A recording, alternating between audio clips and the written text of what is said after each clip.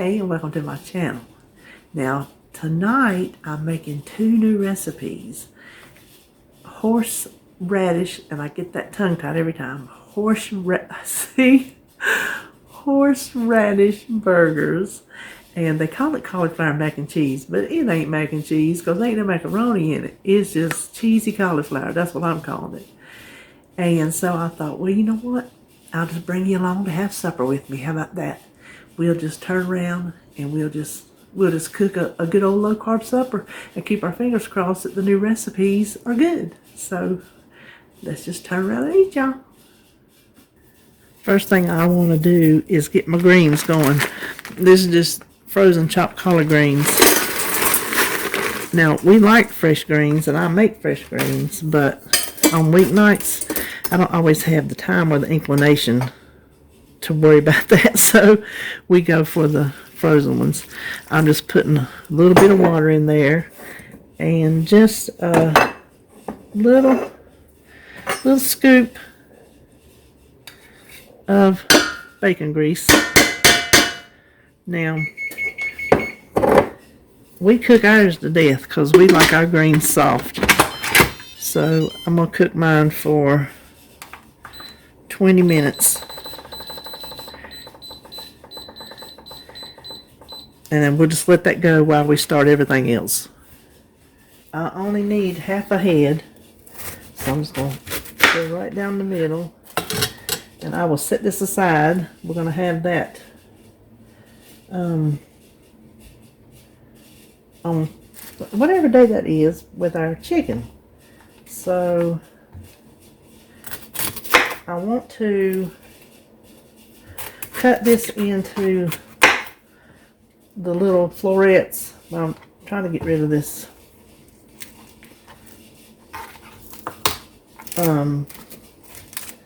stalk in the middle. I can't think what you call it. Core.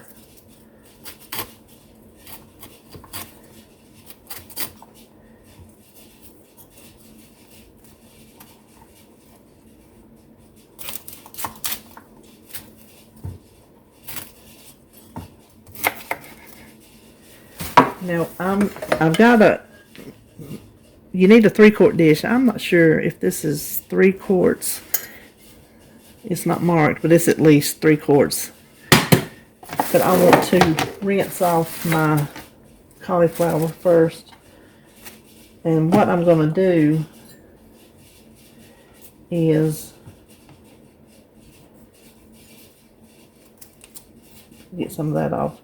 But just like the broccoli, I'm going to see if I can just cut it and break it easy. So I'm going to break them into about pieces like that. And I'll be back. Okay, this is what I was showing you. It's easier that way. Hold on. When you got one of these, so you don't get the little pieces everywhere, just cut down into the stalk. And then it just pulls apart. That's what I was trying to show. That's what I was trying to show you. All right, I got the cauliflower all rinsed off. I'm going to put it in our greased casserole dish. Then I have weighed out 8 ounces of sharp cheddar cheese, and we need to put all of it except for a half a cup on top of the cauliflower. I'm just going to guesstimate. I set that aside, and in here I have 3 eggs. Let's beat them up.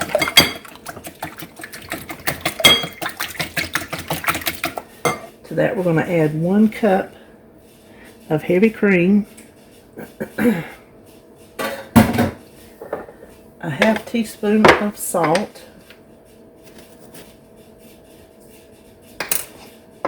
some pepper, which I'm going to have to reach in front of you, so I'm going to cut away. I'm not measuring the pepper, I'm just going to put it in there. And a teaspoon of dried mustard. I don't think that fits. Okay, well, hold on. I think that was way more than my teaspoon. Okay, lesson for the kiddies. Don't shake it over the bowl like I did. Now let's just whisk that together really good. Okay, this goes poured over the top. It's just like baking they call it mac and cheese. Like I said, it's kind of like baking one, old-timey kind, where you bake the milk and the eggs on it. That don't look like enough, but I'm following the recipe. And I don't know why they needed to save more for the top when there's plenty on the top. I don't think that's enough egg and cream mixture, but what do I know? I've never made this before. Now it has to cook 45 to 50 minutes until that cauliflower is tender. So that's why we need to go ahead and get it in the oven. Now it ain't nowhere near time to cook these, but I'm going to go ahead and patty them out. This is 1 pound of hamburger. This happens to be 93%. You can salt and pepper it or use the house seasoning. And it takes a clove of minced garlic, which would be a teaspoon. And then this horseradish, I don't know if it's the right thing or not because we don't use it. And when I unwrap the top, the whole thing come off, but this said thick and creamy. And we need a tablespoon. I can't get the tablespoon in there, but a tablespoon is 3 teaspoons. So, like I said, I don't know if this is the right kind or not, but that's what we're using. Now, if you watch my channel, you already know that I will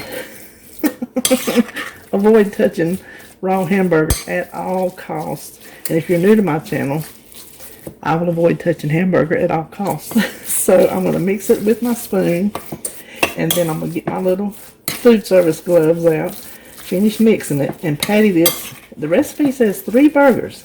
So they're going to be good sized burgers, which works because we only need 3. 2 for supper at home and 1 for him to take. That's actually mixed up pretty good with that spoon. So, to spare y'all the joy of watching me don my gloves and patty this meat out, I'm gonna go ahead and do that myself. Okay, you can see I got the burgers all patted out. That one looks kind of bigger than the other ones, but I could have weighed them to get a more accurate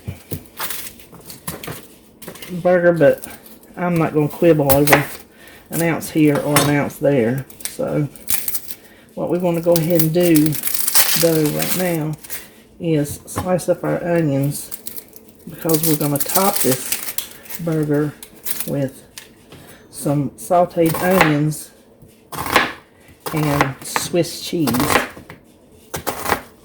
So instead of chopping it, I just want to have them in slices. And I'll just go ahead and break these up on the cutting board, and then they'll be ready. And so next time you see me, we'll be cooking these burgers. Alright, we're going to go ahead and cook these burgers. Now, what have I taught y'all? Hot pan, cold oil, foods won't stick. I learned that way back in the 80s from the Frugal Gourmet on PBS, and I have never forgot it. So always heat your pan before you put your oil in it. And we're talking about cast iron. I guess other pans that aren't non-stick, you know, would count as well. And do not, here's another little trick, do not try to turn this until it naturally wants to turn. It will release its juices and release itself from the bottom, and then you can flip it. You flip it now, it's just the whole thing's going to stick. So just be patient with it, which is one of my not strong suits. Be patient with it, let it get good and crusty, and I'm going to leave that up medium high to go ahead and get that crusted. And then I'll flip it and crust the other side, and then I'll just let it simmer out and cook. Okay, now we're going to see if what I said is true. I put a little bit more olive oil in the pan because I don't think I had enough. See, that's a nice brown.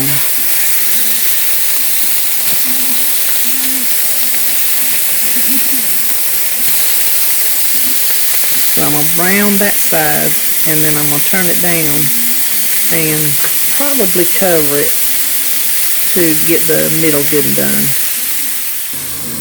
Okay, I did just that. I let that side brown, turn the heat down. Now I'm just going to simmer them under this cover until they're done. How long does that take? I don't know. Till they're done. That's how I cook. Oh, I can see that smoke getting in front of y'all's eyes. I'm sorry. So let's go ahead while that's cooking and make our onions.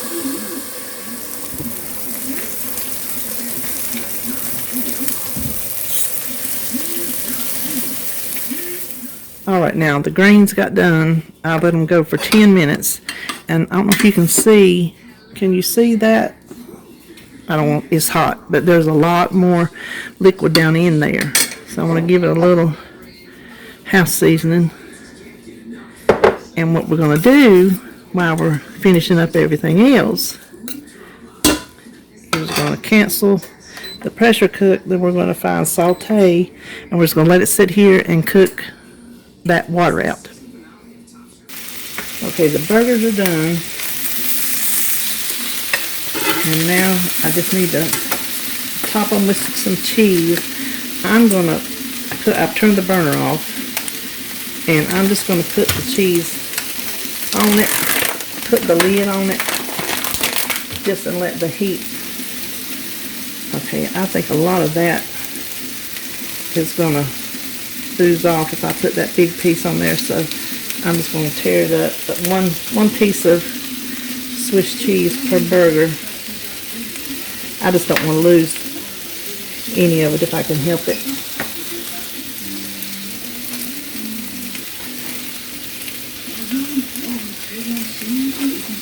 Now I'm just going to cover it and let that residual heat melt that cheese. Alright, the cheese has melted. And we'll go ahead and I'm going to save dated the big ones. Y'all do that for y'all's husband, whatever, how it works out. You save the biggest or the most for him. That's how I do it. So, let me go ahead and cover that. And we're going to top it with some almost burnt onions because I was busy putting this in the tracker.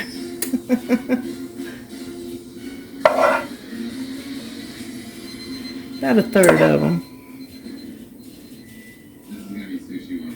And then, while, let me pull you over here, while the cheese was melting, the cauliflower got done. This is supposed to be 6 servings, so I'm just going to kind of eyeball it. I checked it with a knife.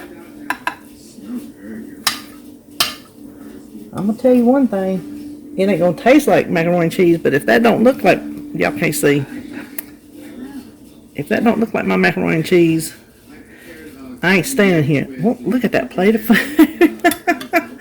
Alright. You hang on. I'm going to taste everything when it cools off. Okay. Here is my verdict. The burger. It's delicious. I could use more horseradish though. I don't get it very strong enough.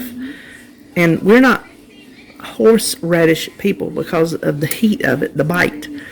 But it could actually use more. So when I write the recipe, I'm going to do 1 tablespoon or more to taste. This, oh my goodness.